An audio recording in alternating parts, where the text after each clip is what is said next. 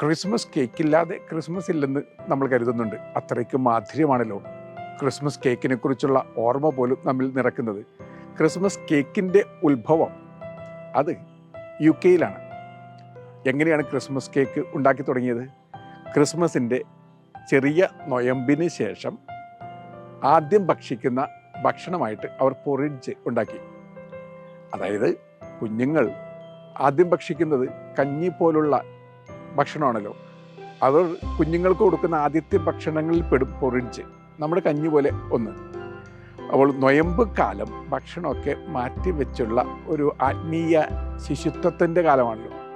ആ ആത്മീയ ശിശുത്വത്തിൻ്റെ ഭക്ഷണം ഉപേക്ഷിച്ചുള്ള കാലത്തിന് ശേഷം ഒരാളുടെ സാധാരണ ജീവിത ക്രമത്തിലേക്ക് വരുമ്പോൾ ആദ്യം കഴിക്കുന്ന ഭക്ഷണമായിട്ട് ഈ പൊറിഡ്ജ് കഴിക്കുമായിരുന്നു.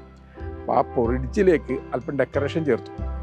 യേശുവിനെ സന്ദർശിക്കുവാൻ വന്ന പൂജരാജാക്കന്മാരുടെ ഓർമ്മയ്ക്ക് വേണ്ടി കുറേ സ്പൈസസ് കൂട്ടിച്ചേർത്തു. പിന്നെ കുറേ ഡെക്കറേഷൻസ് കൂട്ടിച്ചേർത്തു. പിന്നെ ഓരോ വർഷം ചെല്ലുന്നവരും പുതിയ പുതിയ കാര്യങ്ങൾ അതിലേക്ക് കൂട്ടിച്ചേർക്കപ്പെട്ട് ഇന്നത്തെ രൂപത്തിലുള്ള കേക്കായിട്ട് മാറി. ഇനി കേക്ക് മുറിച്ച് മധുരം വിളമ്പുമ്പോൾ എൻ്റെ അർത്ഥം എന്താണ്? ഒന്ന്, നിങ്ങൾ വീണ്ടും ജനിക്കണം ഒരു കുഞ്ഞായിട്ട്. കുഞ്ഞുങ്ങൾക്കുള്ളതാണ് ക്രിസ്മസ്. പണ്ടത്തെ ക്രിസ്മസ് പാട്ടുണ്ട്, Christmas is all about children. Christmas എന്ന് പറയുന്നത് കുഞ്ഞുങ്ങളുടെ ആഘോഷമാണ്. കുഞ്ഞുങ്ങളുടെ ഹൃദയമില്ലാത്തവർക്ക് ആവർത്തന വിരസത നൽകുന്ന എന്തൊക്കെയോ മാത്രമാണ് ക്രിസ്മസ്.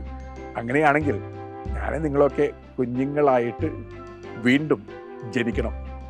ഇമ്മാനുവലായ ദൈവത്തെ തിരിച്ചറിയലാണ് ക്രിസ്മസ്. അതിന് കുഞ്ഞുങ്ങൾക്ക് മാത്രമേ സാധിക്കുകയുള്ളൂ. ഒരിക്കലും വിളമ്പിത്തീരാത്ത കൃപയുടെ ഊട്ടുപുരകളാണ് കുഞ്ഞുങ്ങൾ. ആ കുഞ്ഞുങ്ങളെപ്പോലെയായി ജീവിക്കുന്നവർക്ക് ഒരിക്കലും തീരാത്ത ക്രിസ്മസ് ആഘോഷമുണ്ട്. നല്ല യാത്ര നേരുന്നു.